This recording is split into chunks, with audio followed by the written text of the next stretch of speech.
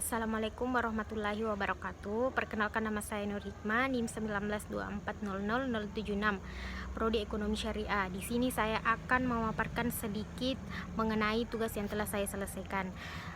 Langsung saja untuk pembahasan pertama, yaitu posisi perbankan di tengah tekanan ekonomi akibat pandemi COVID-19.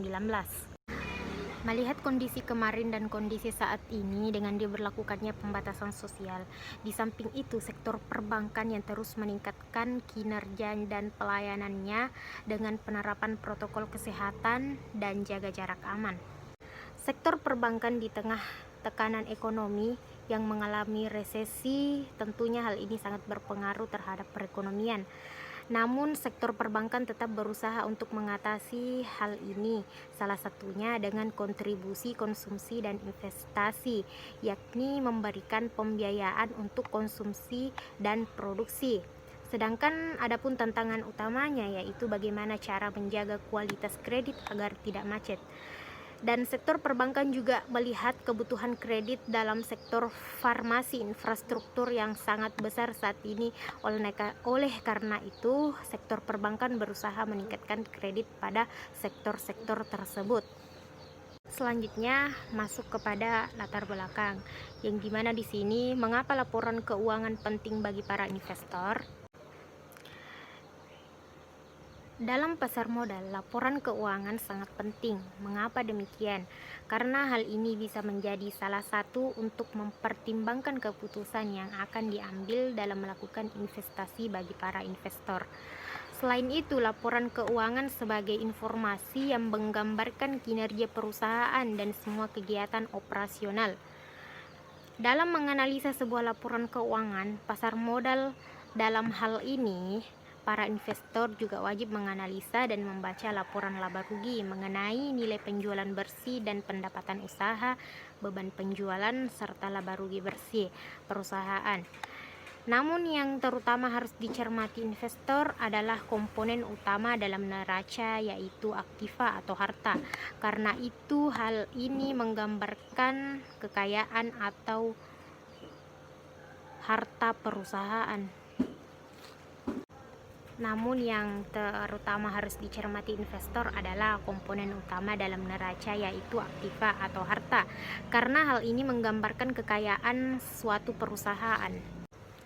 Dalam pembahasan pada kali ini yaitu kinerja bank beraset jumbo.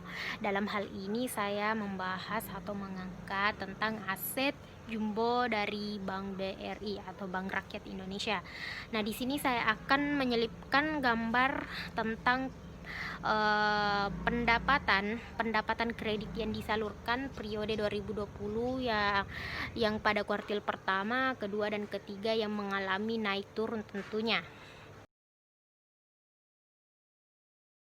Nah, setelah membaca gambar yang tadi saya selipkan, perbandingan pada tahun sebelumnya yaitu tahun 2019, total kredit mengalami kenaikan sebanyak 5%. Nah, tentunya hal ini memberikan dampak terhadap total aset yang dimiliki bank akan semakin meningkat.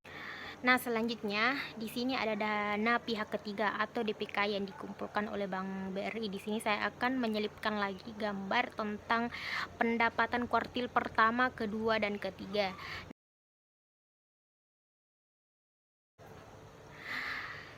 Dana pihak ketiga yang dikumpulkan oleh Bank Rakyat Indonesia ini pada kuartil pertama, kedua, ketiga terus mengalami peningkatan. Nah, perbandingan pendapatan keduanya tentu mempengaruhi liability dengan terus meningkatkan DPK yang diperoleh per kuartalnya. Sebagai akhir dari pembahasan atau pemaparan materi ini, adapun kebijakan yang saya usulkan mengenai sektor perbankan Indonesia dalam manajemen perbankan yaitu dengan meningkatkan sektor UKM atau usaha mikro kecil menengah dengan pertimbangan masyarakat penerima pembiayaan menggunakan dana dengan seproduktif mungkin agar kedepannya pembayaran kredit tidak macet dan keduanya sama-sama mendapatkan keuntungan pribadi dan keuntungan juga untuk negara dan perusahaan.